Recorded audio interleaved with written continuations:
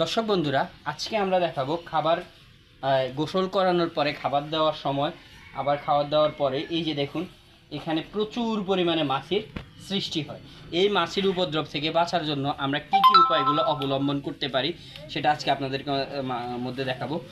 এই যে দেখতে পাচ্ছেন তারফিংয়ের তেল, নট থিনার, থিনার দেওয়া যাবে না, তারফিংয়ের তেল, তেল বলে আনতে হবে, তারফিংয়ের তেল।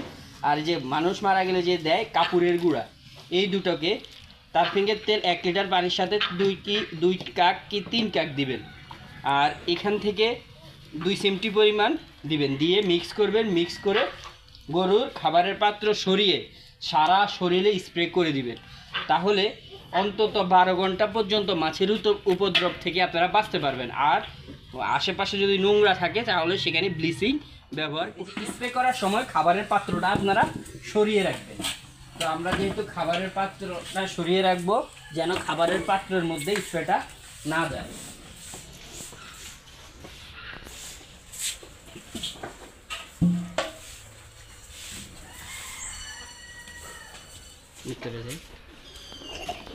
আসলে সবগুলো গরুকে স্প্রে করা দেখানোটা আসলে সম্ভব না, ভিডিওটা অনেক লং হয়ে যায়। এজন্য আমরা 2টা বা 1টা গরুকে স্প্রে করা আপনাদেরকে দেখাচ্ছি। সম্পূর্ণ বডির মধ্যে স্প্রে করবেন। স্প্রেটা বসে গেলে মাছি মশার উপদ্রব থেকে আপনারা মোটামুটি রক্ষা পাবেন। তবে সর্বোচ্চ চেষ্টা করবেন খামারের আশেপাশে যেন কোনোভাবে গোবর না থাকে, গোবরটাকে সরিয়ে ফেলার চেষ্টা করবেন। তারপরেও গরুর ঘর নোংরা হয়ে যায়, কিছু করার থাকে না।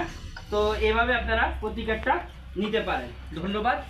আর আমাদের এই ভিডিওটি যারা যারা দেখতেছেন অবশ্যই আমাদের চ্যানেলটি সাবস্ক্রাইব করে পাশে থাকবেন। আমরা নতুন চ্যানেল খুলছি, আপনাদের মধ্যে কিছু কিছু টিপস দেওয়ার চেষ্টা করব আমরা আমাদের অভিজ্ঞতা থেকে। ধন্যবাদ সকলকে আমাদের ভিডিওটি দেখার জন্য।